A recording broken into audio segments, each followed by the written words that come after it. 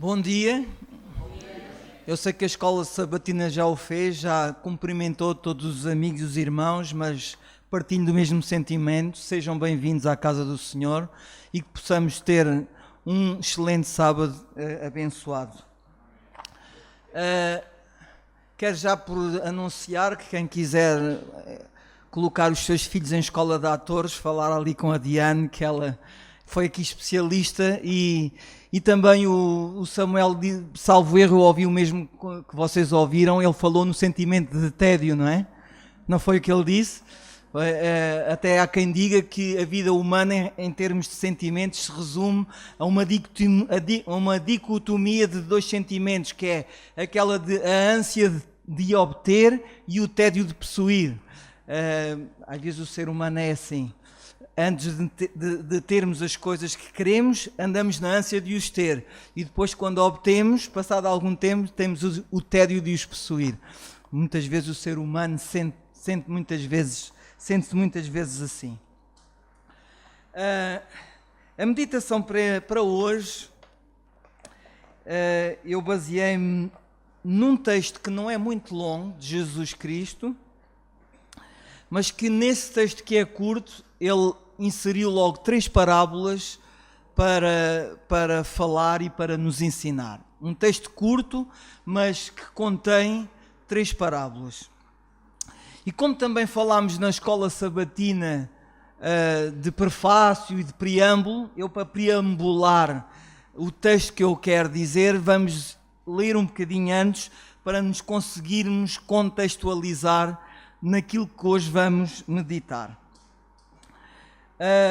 O texto encontra-se logo em Mateus, capítulo 13, livro de Mateus, Evangelho de Mateus, capítulo 13, do verso 10 ao verso 15.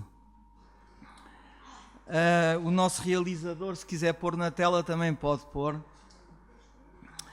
Então, assim, no capítulo 13 de Mateus e no verso 10, começam os discípulos a perguntar ao mestre porque é que ele falava em parábolas. E diz assim: e acercando-se dele os discípulos, disseram-lhe: por que falas por parábolas? E ele respondendo disse-lhes: porque a vós é dado a conhecer os mistérios do reino dos céus, mas a eles não lhes é dado. Coisa estranha, não é? Parece que Deus não quer que alguns saibam os mistérios do reino dos céus. Verso 12 diz: porque aquele que tem se dará e terá em abundância, mas aquele que não tem, até aquilo que tem lhe será tirado. Verso 13: por isso lhes falo por parábolas, porque eles vendo não veem, e ouvindo não ouvem nem compreendem. Verso 14: e neles se cumpre a profecia de Isaías, que diz: ouvindo ouvireis, mas não compreendereis, e vendo vereis, mas não percebereis. Porque o coração, verso 15, porque o coração deste povo está endurecido, e ouviram de mau grado com os seus ouvidos, e fecharam os seus olhos, para que não vejam com os olhos, e ouçam com os ouvidos, e compreendam com o coração, e se convertam, e eu os curo. Aqui parece um contrassenso, não é?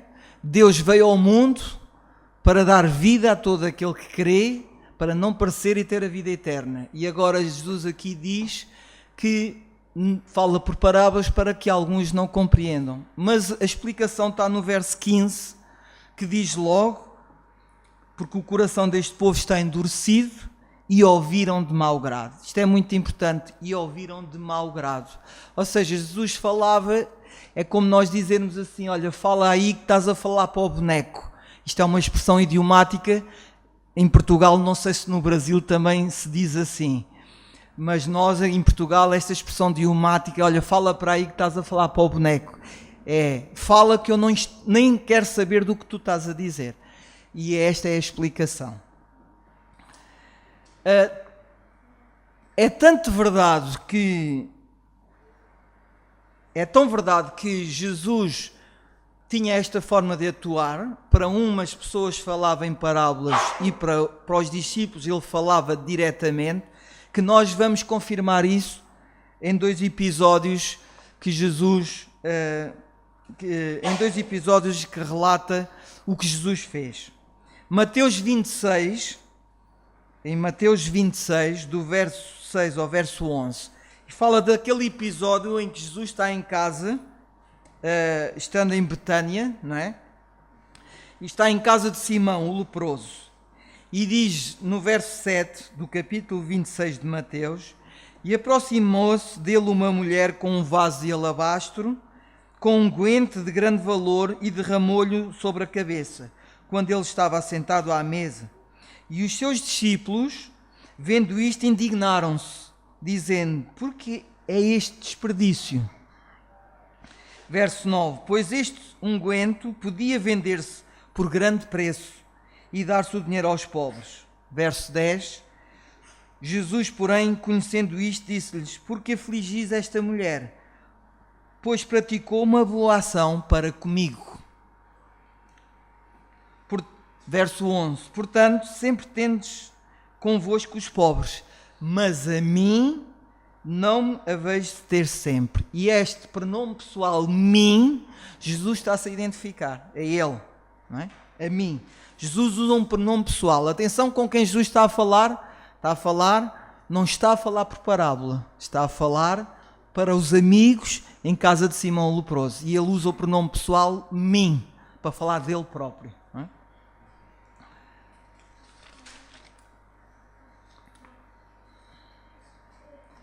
Já vamos ver um outro episódio em que ele não usa assim. Vamos para Lucas 5, e é sobre este discurso, no verso depois 33, mas eu vou começar antes,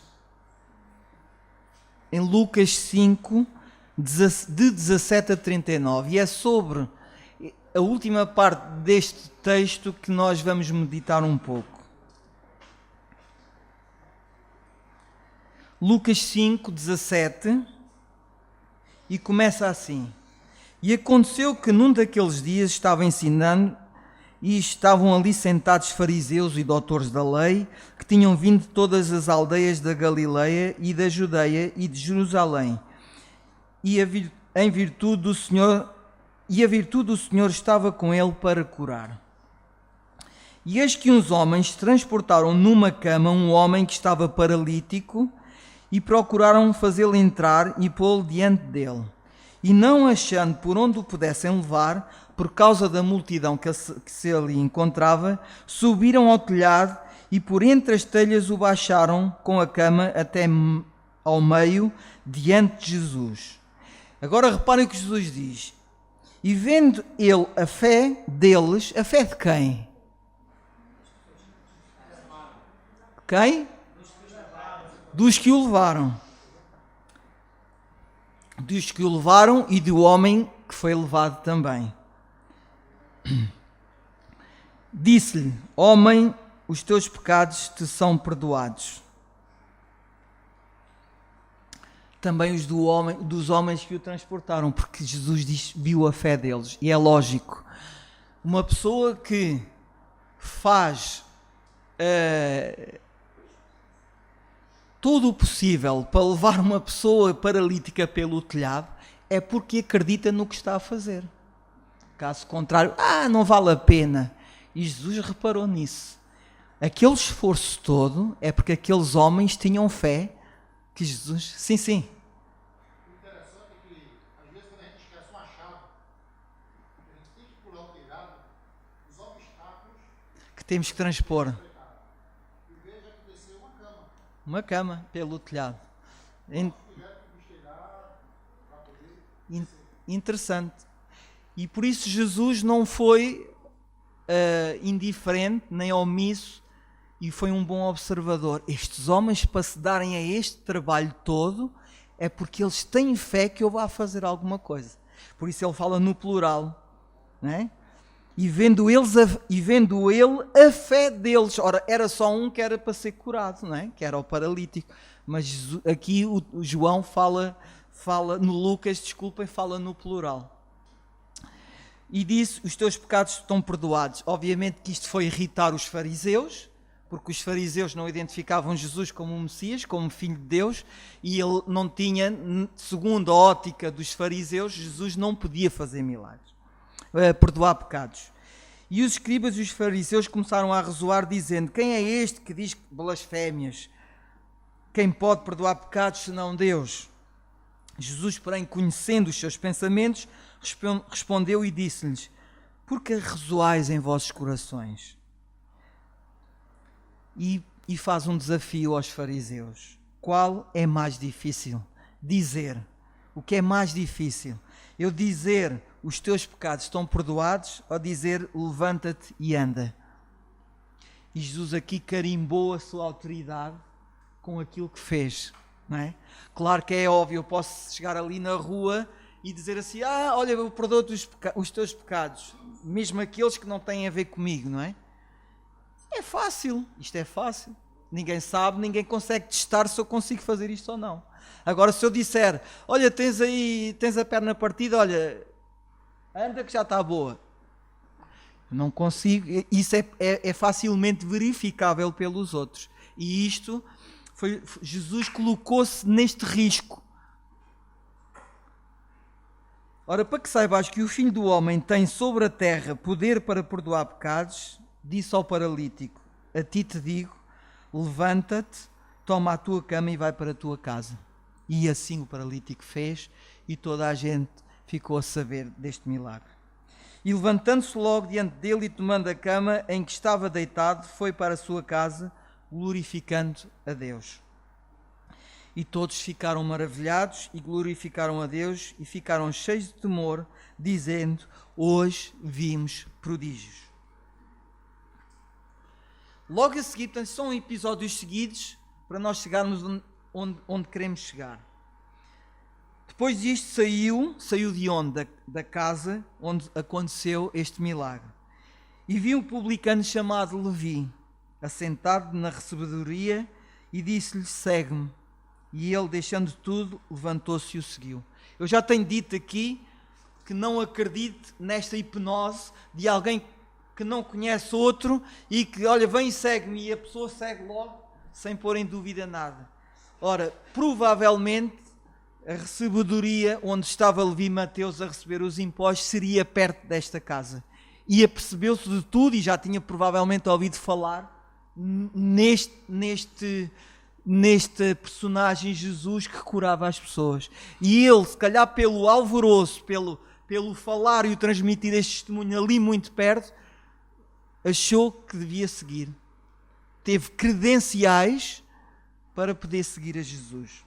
E deixando tudo, verso 28 de Lucas 5, e deixando tudo, levantou-se e seguiu, e fez-lhe Levi um grande banquete em sua casa, e havia ali uma multidão de publicanos. Claro, Levi era um cobrador de impostos como os publicanos, os amigos dele eram esses, era lógico que fossem publicanos. E outros que estavam com eles à mesa. Verso 30, e os escribas deles e os fariseus murmuravam contra os seus discípulos, dizendo: por que comeis e bebeis com os publicanos e pecadores? Verso 31, e Jesus respondendo disse-lhes: não necessitam de médicos que estão sãos, mas sim os que estão enfermos. E Jesus diz aqui uma coisa, no verso 32, eu não vim chamar os justos, mas sim os pecadores ao arrependimento. Mas os fariseus não eram também enfermos? Jesus também não veio chamar os fariseus? Veio, só que Jesus falou segundo a concepção dos fariseus. Na mente dos fariseus, os que estavam mal eram os publicanos, e Jesus deixou que eles estivessem a pensar assim para lhes dizer: eu vim por causa dos doentes e não por causa dos sãos. E a partir do verso 33 aqui desenrola-se então aquilo que vamos aprofundar mais em pormenor e aquilo que pode nos dizer mais alguma coisa. Verso 33 diz assim: disseram então eles, eles os fariseus e os escribas, porque jejuam os teus discípulos, porque jejuam os discípulos de João muitas vezes e fazem orações, como também os dos fariseus, mas os teus comem e bebem. E ele, no verso 34, disse-lhes: podeis vós fazer jejuar os filhos das bodas, enquanto o esposo está com eles? Vocês reparem, e aqui confirma-se aquilo que Jesus disse aos discípulos, que a uns falava por parábolas e outros falava diretamente. Quando Jesus, em casa, Simão o leproso, disse que a mulher que tinha derramado o perfume sobre ele, disse: vós, os pobres, tendes todos os dias, mas a mim nem sempre tendes, porque Jesus sabia o que ia acontecer com ele.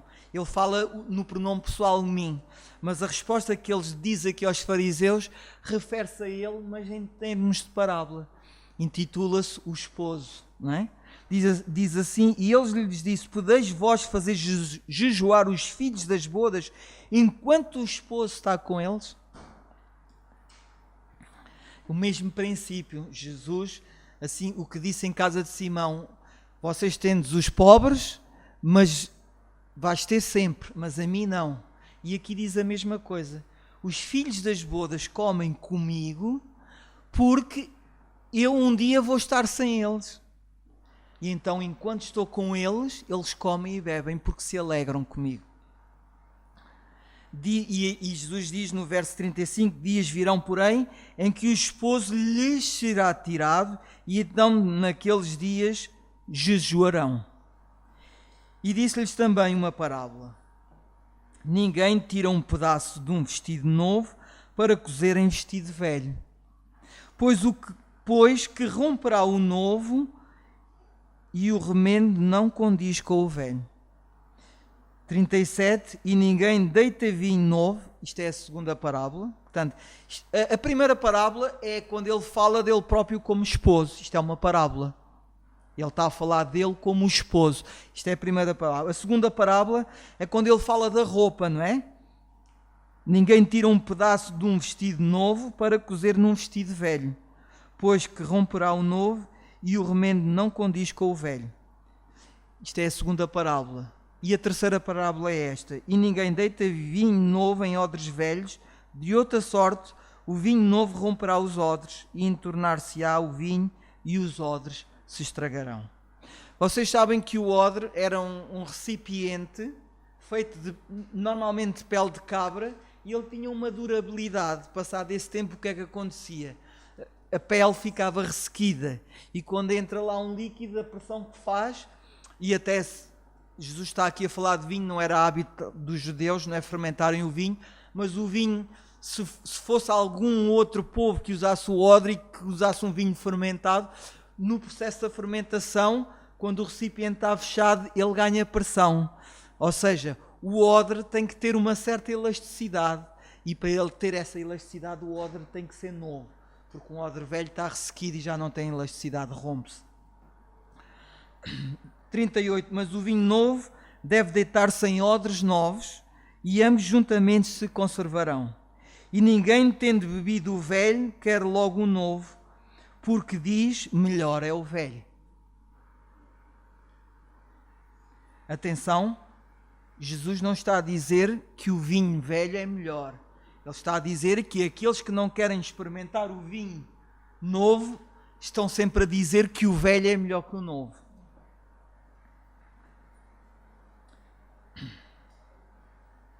Mais uma vez, a pergunta feita, mais uma vez, pela pergunta feita, os fariseus não entendiam a postura de Jesus, a forma de estar de Jesus, de ser e de estar, pela pergunta que eles fazem. Mais uma vez, Jesus é inquirido por pessoas que têm más intenções para com ele, que ouvem Jesus de mau grado. O que Jesus queria mostrar era inédito para a maioria da população. Não eram só os fariseus, era para a maioria. Aquele meio não era preciso Jesus não foi apresentar mais um Deus, nem foi apresentar uma nova religião, nem mais um partido político, nem mais uma nova ideologia, nem mais uma nova filosofia. Sabem que o Império Romano foi o império que surgiu após o Império Grego, e o Império Grego era o pai do racionalismo. E o Império Romano herdou muito, trouxe muito desse Império Grego, a filosofia. E o meio já estava saturado. Jesus não vinha trazer mais uma coisa dessas.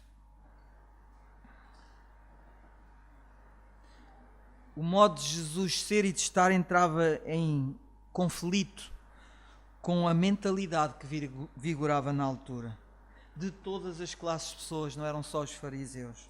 Os fariseus não entendiam Jesus, os publicanos não entendiam Jesus, os escribas também não entendiam Jesus, os reis não entendiam Jesus. Temos o caso de Herodes, confuso com esse novo rei de Israel. Os discípulos não entendiam Jesus, os amigos também não entendiam Jesus. Lembrem-se que Marta, irmã de Lázaro, quando Jesus se aproxima para o ressuscitar, Jesus diz: quem crê em mim jamais morrerá, não é? E ressuscitará. E o que é que responde Marta para ele? O que é que foi a resposta de Marta? Eu sei, Senhor, que no último dia... Mas Jesus nem se estava a referir a isso. Jesus ia ressuscitá-lo naquele momento. Portanto, os amigos também não entendiam muito bem a forma de agir de Jesus. Os irmãos de Jesus também não entendiam.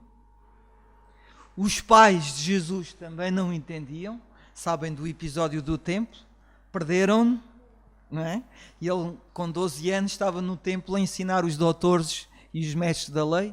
E responde: não sabeis vós que eu tenho que cuidar dos assuntos do meu pai? Os santos também não entendiam, ou não entenderam em determinada altura. João Batista, quando é preso e está na masmorra, manda aos seus discípulos perguntar a Jesus se ele realmente era o Messias. Houve uma pessoa que entendeu, mas eu acredito que essa pessoa, se vivesse para ver os atos de Jesus, também não compreendia o modus operandi de Jesus, a maneira dele atuar. Foi o pai de João Batista, quando os pais de Jesus foram nos apresentar ao templo, ele disse que agora podia morrer, que tinha visto a salvação. Ele entendeu que aquele era o Messias, mas provavelmente, se ele acompanhasse a vida de Jesus e o ministério, também não entendia a forma dele atuar. Era uma forma muito diferente daquela mentalidade na época. Donald Craybill, um escritor americano, escreveu um livro sobre a vida de Jesus que diz Upside Down Kingdom, quer dizer o reino de pernas para o ar, ou de cabeça para baixo. Não sei como no Brasil se diz mais, se é de cabeça para baixo, se é de pernas para o ar. Este escritor americano falou da vida de Jesus e do seu reino, e ele diz, é um reino de pernas para o ar, porque ele era diferente de tudo aquilo que conheciam naquela época. Jesus choca a mentalidade, mostrando que felizes são os que choram. Isto era um absurdo.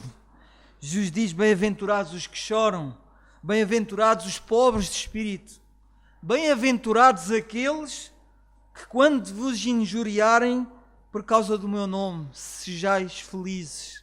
Isto era estranho, não estavam habituados a isto. Naquela altura esta mentalidade não fazia sentido. Infelizmente no século XXI também continua para a grande maioria a não fazer sentido. Esta narrativa expõe a incompreensão dos fariseus.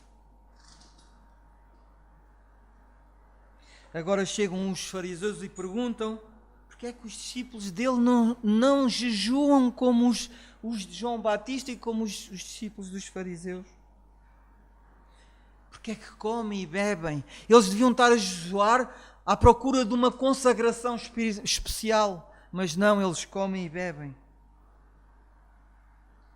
Jesus devolve uma pergunta, como dizem que os judeus são especialistas em responder a perguntas com uma segunda pergunta em cima, não é? Ele diz: vocês querem que os convidados façam jejum no meio da festa, na presença do noivo? Pois Jesus faz esta pergunta para eles, não é? Já pensámos na nossa verdadeira razão para jejuar? Já pensámos porque é que fazemos as coisas concernentes à vida religiosa? Ou melhor, já pensámos porque é que nós fazemos as coisas, todas as coisas que nós fazemos na vida?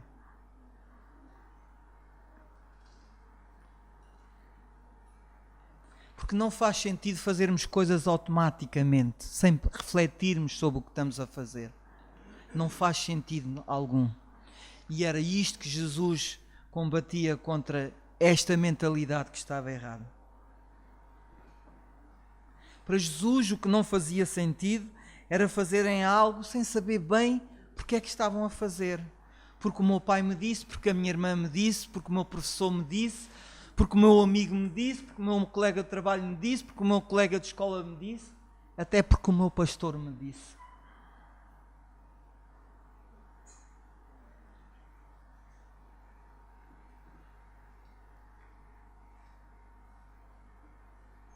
Eu não quero, dizia Jesus, por outras palavras, eu não quero que o meu povo viva uma religiosidade sem sentido. Eu quero que o meu povo viva o sentido da fé. São coisas diferentes. Paulo em Romanos 12:1 diz: rogo-vos, pois, irmãos, pela compaixão de Deus, que apresenteis os vossos corpos em sacrifício vivo e agradável a Deus, que é o vosso culto racional. E para ser o nosso culto racional eu tenho que saber porque é que o meu pastor disse aquilo, e porque é que o meu colega de trabalho disse aquilo, e porque é que eu vou fazer aquilo, e porque é que não vou fazer aquilo. Sabem que os animais no Antigo Testamento, que eram o tipo, não é? O simbolismo do cordeiro, eles tinham que ter uma data de características para se assemelharem o mais possível a Jesus. Uma delas era sem mácula, não é? Quando o ofertante ia dar o seu cordeiro para ser sacrificado, ele tinha que ser um cordeiro sem mácula, porque Jesus era sem mácula, sem defeito. Era uma exigência, era uma regra. E havia assim uma série de regras para que este simbolismo fosse o mais perfeito. Só que havia que animal algum pudesse ter como Jesus tinha o sacrifício vivo. Havia uma característica que estes animais escolhidos para esta função não podiam ter. Sabem porquê? Porque os animais, quando iam para o sacrifício, eles iam atados, eles iam presos.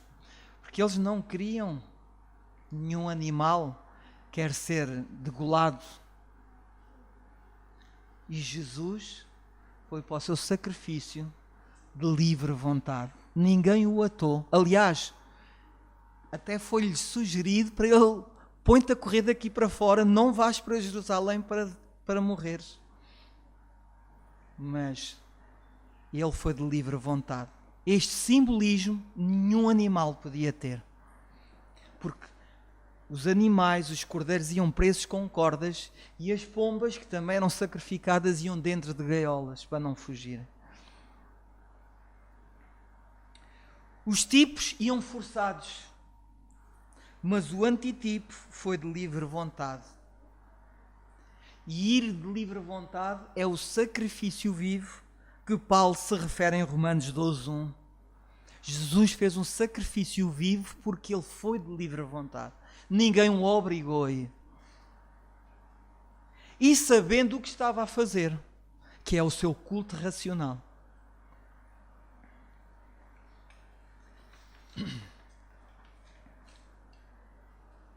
João 12, 27 diz agora, em João 12, 27, Jesus fala da sua missão e diz assim: agora a minha alma está perturbada, que direi eu?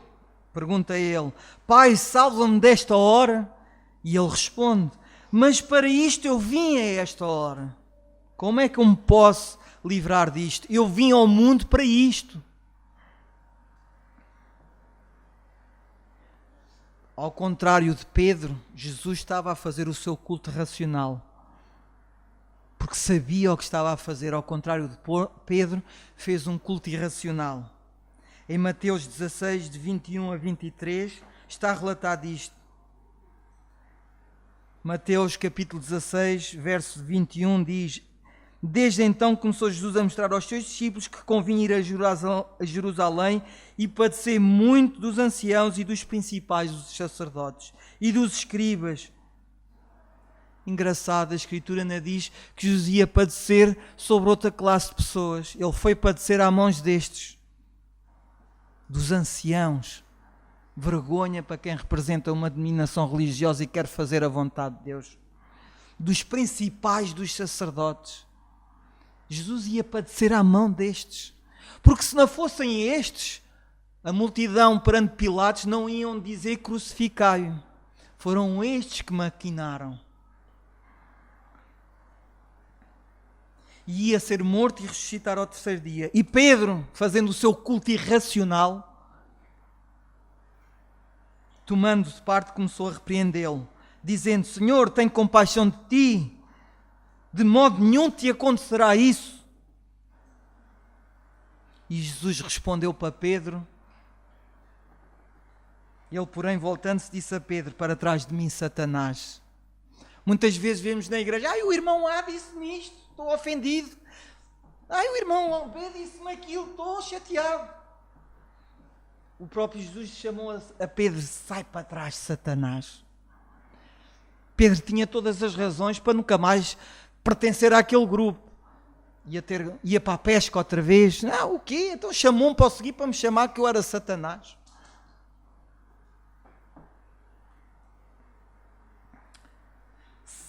Para trás de mim, Satanás, que me serves de escândalo, porque não compreendes as coisas de Deus, mas só as coisas que são dos homens.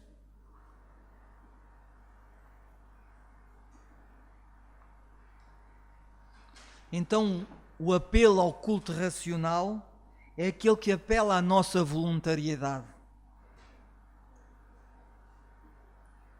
com a noção de sabermos o que estamos a fazer.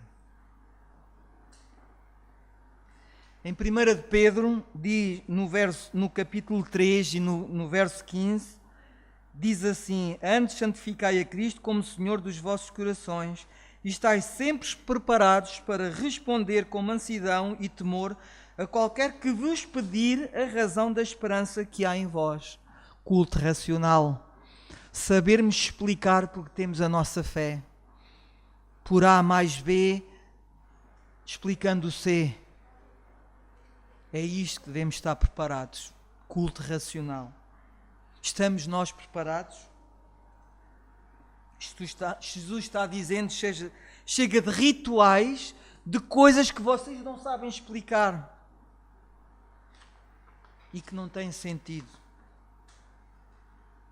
Jesus está a dizer: chega de liturgia sem sentido. Chega de liturgia sem o Espírito que deve estar por trás dela. Jesus está a dizer que vivamos mais assim diz o Senhor e menos assim diz o pastor. Muitas vezes temos esta fé coxa. Conta-se a história de um monge sábio que quando ia orar era importunado. Eles tinham muitos gatos lá no mosteiro. Ele era importunado. Vocês sabem, os gatos, quando têm simpatia pelos seus donos ou pelas pessoas, eles vêm, roçam-se nas pessoas, não é? E o monge, cada vez que ia orar, os gatos incomodavam-no e ele não conseguia orar sossegado. E então teve a brilhante ideia, antes, cada vez que ia orar, antes atava os gatos todos. E os outros observavam esse mestre, esse monge que era mestre, e já sei como é que temos que fazer. Temos que atar os gatos todos antes de orar. Agora talvez as nossas orações sejam melhor ouvidas e os nossos desejos mais satisfeitos. Entretanto, os anos passam, este monge morre, nunca explicou aos outros monges porque é que atava os gatos.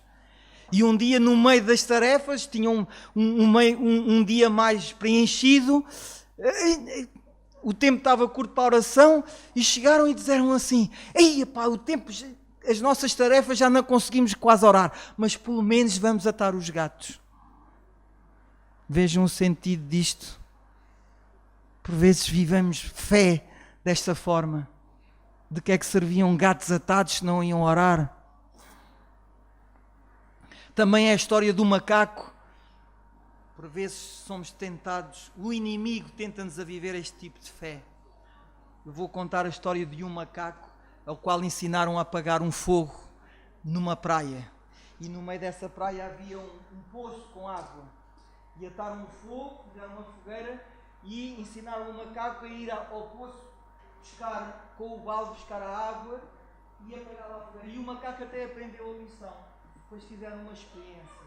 Fizeram uma jangada, puseram a jangada na água a 30 metros da praia, para dentro do mar, e a fogueira em cima da jangada, o balde e o macaco.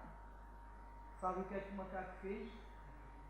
Atirou-se à água com o balde, foi nadar para a praia, para ir buscar água ao poço e para mandar água para a fogueira, que estava em cima da jangada. Não percebeu que a água tinha ele ao redor dele muita.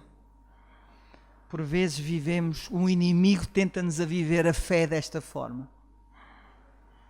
É certo que a fé tem domínios que não temos todas as respostas, não é? Eu sei muito bem o que estou a dizer. Eu sei que há domínios da fé que eu não posso ter resposta. Mas, por vezes, adotamos uma postura na fé desta forma como um macaco adotou esta postura para ir apagar o fogo na jangada. Diz assim o marido para a esposa: amor, à noite, quando se vão deitar, eu tenho que dar um beijo quando formos dormir. Como dizem os brasileiros, pergunta besta, não é?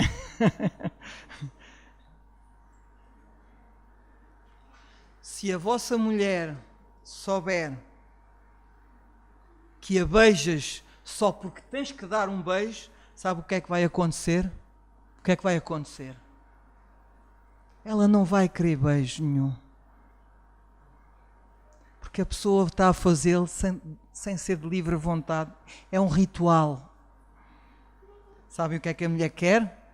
Quer que o marido, antes de dormir, tenha vontade de a beijar. É isto que a mulher quer. Irmãos, com Deus é a mesma coisa. Com Deus passa-se exatamente a mesma coisa. Deus não quer que nós venhamos à igreja. Que nós venhamos à igreja. Deus não quer. Deus quer que nós venhamos à igreja cheios de vontade de vir à igreja. É isto que Deus quer. Deus não quer que nós oremos. Simplesmente, Deus quer que nós tenhamos vontade de orar. Seja em bons momentos, seja em maus. Sabem, um dos problemas dos fariseus é que eles viviam num espírito de isolamento, de exilados. Eles ainda passaram aquilo tudo em Babilónia, não é? Eram massacrados, de certa forma, pelos romanos, e eles viviam com um espírito de exilado.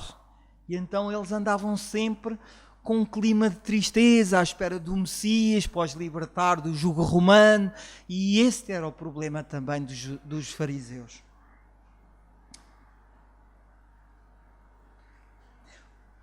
E então eles perderam, tanto repetiram o jejum e a oração, em prol também deste motivo, que o sentido do jejum e oração foi perdido ao longo dos anos. Isaías 58:5 diz, e relata muito bem: seria este o jejum que eu escolheria? Responde Deus ao povo. Seria este jejum que eu escolheria? Que o homem um dia aflija a sua alma e que inclina a sua cabeça como um junco e estenda debaixo de si o saco e cinza? Chamarias tu a este jejum e dia aprazível do Senhor? E o Senhor explica a seguir o que é o jejum. Jejum, meus irmãos e amigos, jejum por falta de comida no estômago, alguns fazem sem opção. Jejum por falta de comida no estômago, alguns, volto a repetir, fazem-no sem opção.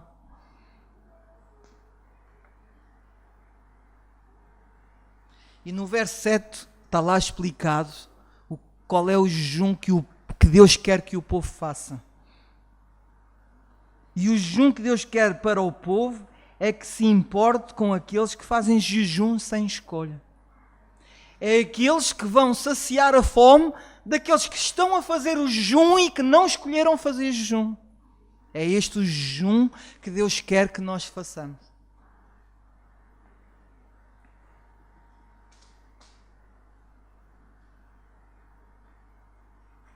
Os fariseus, sentindo-se exilados, Jesus dizia: vocês jejuam à espera do esposo, mas os meus discípulos não precisam de fazer jejum, porque eles já têm o esposo.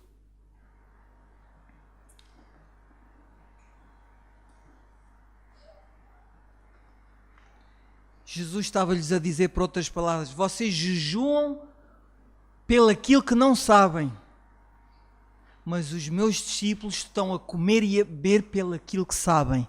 E aquilo que eles sabiam era que o esposo estava com eles. A segunda parábola fala do pano novo.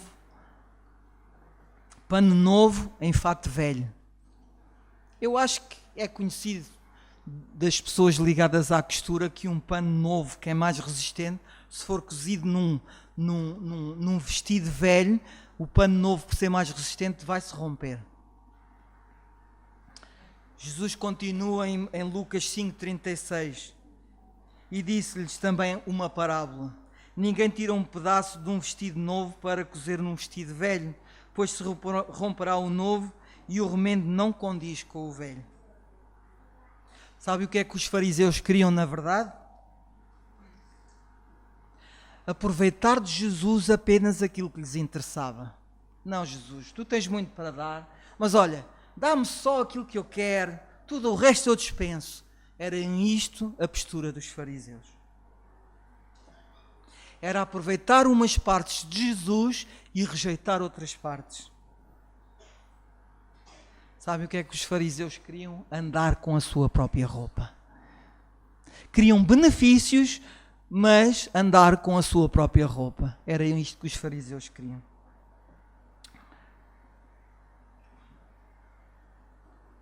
E nós estamos dispostos, queremos coisas de Jesus, mas estamos dispostos a largar a nossa roupa velha?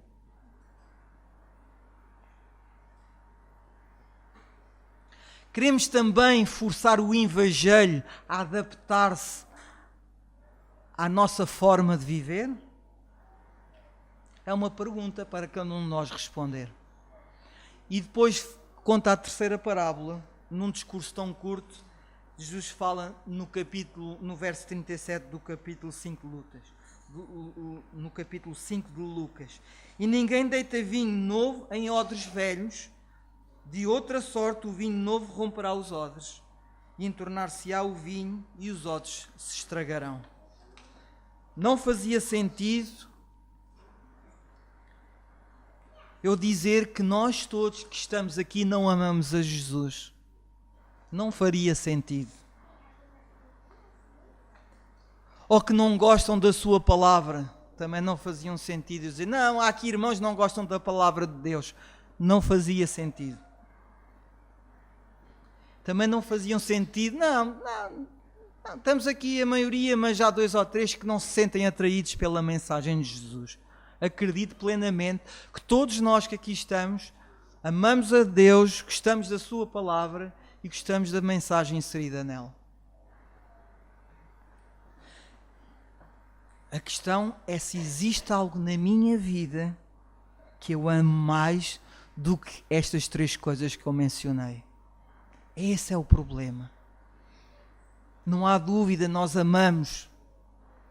Mas o problema é se há alguma coisa na nossa vida que amamos mais que isso. Ou seja, eu aprecio o vinho novo, que é o Evangelho. Eu aprecio. Mas quero colocá-lo no meu odre velho. A minha vida velha. Esse é o problema. Eu quero receber aquilo que Jesus me quer dar, mas não quero mudar a minha vida. O meu recipiente. Um odre é um recipiente, não é? Ainda que diga com a minha língua, ainda que diga que não com a minha língua, que não tenho, que o meu odre eu vou deitar fora, o meu fato velho, ainda que eu diga com a minha língua, pode haver, existe alguma área da minha vida em que eu não deixo Jesus tocar? Isso significa que eu quero pôr o vinho novo no meu odre velho. E Jesus diz no verso 39, já no fim da parábola, e ninguém tendo bebido o velho, quer logo o novo, porque diz, melhor é o velho.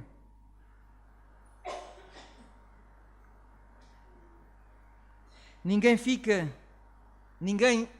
fica satisfeito com o vinho velho, quer provar o novo? Não. Ninguém satisfeito com o seu estilo de vida quer mudar. Quando estamos bem, Jesus está muito intenso, mas eu até estou bem, não preciso de certas coisas que Jesus me está a oferecer, eu até estou bem, não preciso disso. Aquele que, habituado a beber o vinho velho, sem experimentar o vinho novo, nunca vai saber qual é o seu sabor. Diz, quem crer e for batizado, não é? Quem crer e for batizado será salvo. Quem crer e for batizado. Irmãos, quando queremos continuar a beber o vinho velho, ainda que seja no subconsciente, estamos a não crer. Quem crer e for batizado será salvo. Quem quiser continuar a beber o vinho velho, ainda que conscientemente diga, não, eu já aceitei Jesus, no seu subconsciente ele está a negar. Ele está a não crer que o vinho novo é melhor que o velho.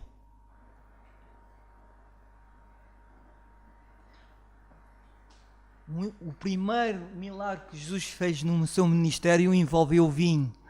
Quando Jesus transformou aquela água em vinho, mandou os serventes irem ao mestre-sala. E o que é que disse o mestre-sala? O que é que disse o mestre-sala quando provou o vinho que Jesus fez? O que é que ele disse? Que o vinho novo era melhor que o vinho antigo.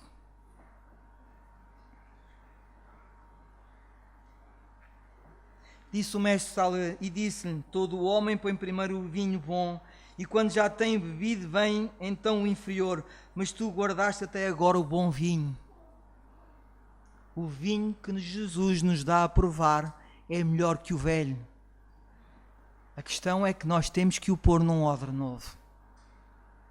E às vezes tentamos querer beber o vinho novo também, mas não mudar o odre. E o que é que acontece? O odre é velho, está ressequido, abre-se e o vinho desperdiça-se. Há um hino que diz, no vaso novo, há uma parte do hino que diz, quebra a minha vida. É outro recipiente onde Deus quer pôr as bênçãos para nos dar. E o hino diz, quebra a minha vida, ou seja, quebra o vaso. Não diz lá, pronto Jesus, eu vou colar o vaso com pecinhas para tu pôres lá dentro o azeite. né? Que é a bênção do Espírito Santo. Não, é um vaso novo. O antigo tem que ser quebrado. Jesus não coloca azeite no vaso antigo. Jesus também não põe remendos novos em roupas velhas. Jesus também não põe vinho novo em odre velho. O receptor tem que ser mudado. Diz em Ezequiel 36, 26: e eu vos darei um coração novo. Reparem que é no coração que nós recebemos o Evangelho. Mas em Ezequiel 36 diz: e eu vos darei um coração novo, diz Deus para o povo. E porei dentro de vós um espírito novo. E tirarei o coração de pedra que está dentro da vossa carne. E vos darei um coração de carne. O receptor tem que ser mudado. Não é só Deus enviar a bênção, porque não vai surtir efeito se nós não mudarmos o receptor.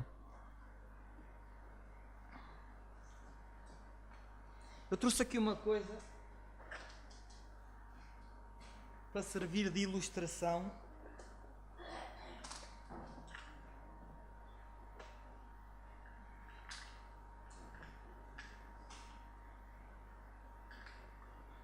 Imaginem, estamos a falar de coração. Irmãos, que isto que eu tenho aqui na mão não é o nosso coração, é uma parte do nosso coração. E esta parte do nosso coração está vazia. E tudo o que é vazio precisa ser preenchido. Eu já comentei aqui uma ou duas vezes aquelas perguntas pertinentes quando nos dizem assim: mas que porra, tu impões o cristianismo por seres cristão, e por que não o islamismo?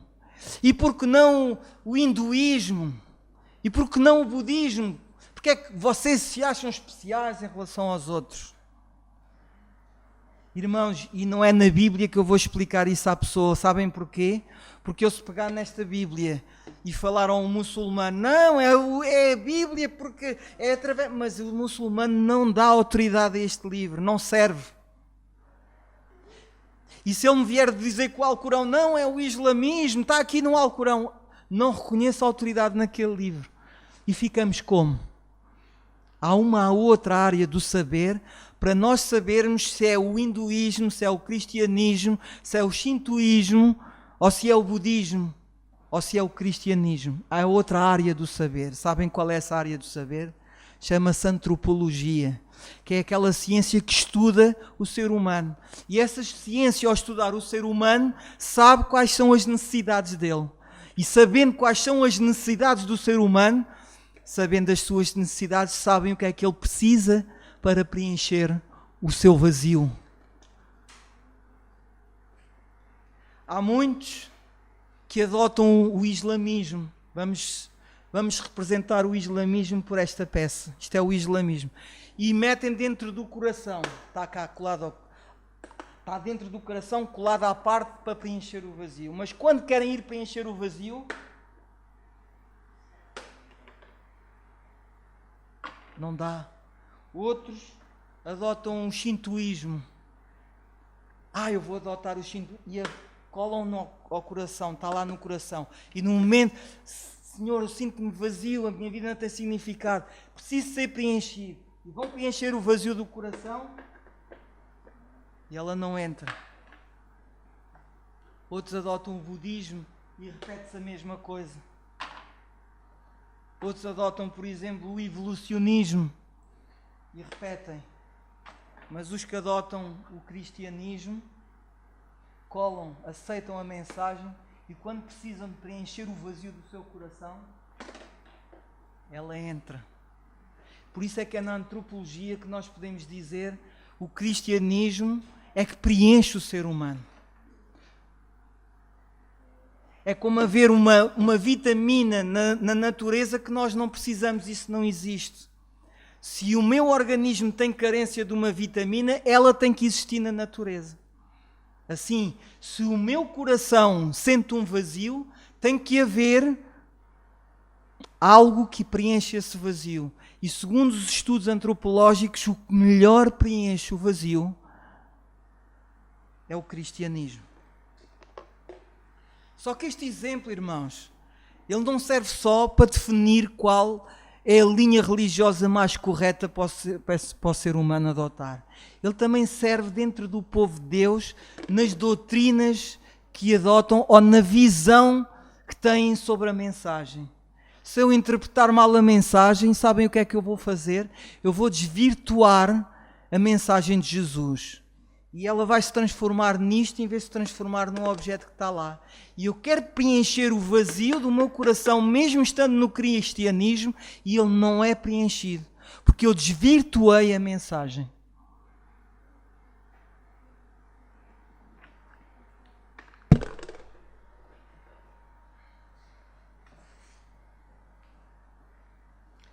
Esta obra que Deus quer fazer em nós, ela é muito mais antiga do que a criação. E eu vou-vos provar que é. Em 1 Pedro 1,18, do verso 18 ao verso 20, há um pequeno discurso que Pedro faz e que diz o seguinte. 1 Pedro capítulo 1, verso 18. Sabendo que não foi com coisas corruptíveis, como prata ou ouro, que fostes resgatados da vossa vã maneira de viver, da vossa maneira de viver fútil. Não foi com prata nem com ouro que fostes resgatados desse tipo de vida, que por tradição recebestes dos vossos pais, mas com o precioso sangue de Jesus, como de um cordeiro imaculado e incontaminado. E o verso 20 é muito importante. O qual, na verdade, em outro tempo foi conhecido, ainda antes da fundação do mundo, mas manifestado nestes últimos tempos por amor de nós. E eu acabo esta reflexão para que nós meditemos nisto, irmãos. Antes que Deus dissesse haja luz, ele já tinha dito haja cruz. Um bom sábado.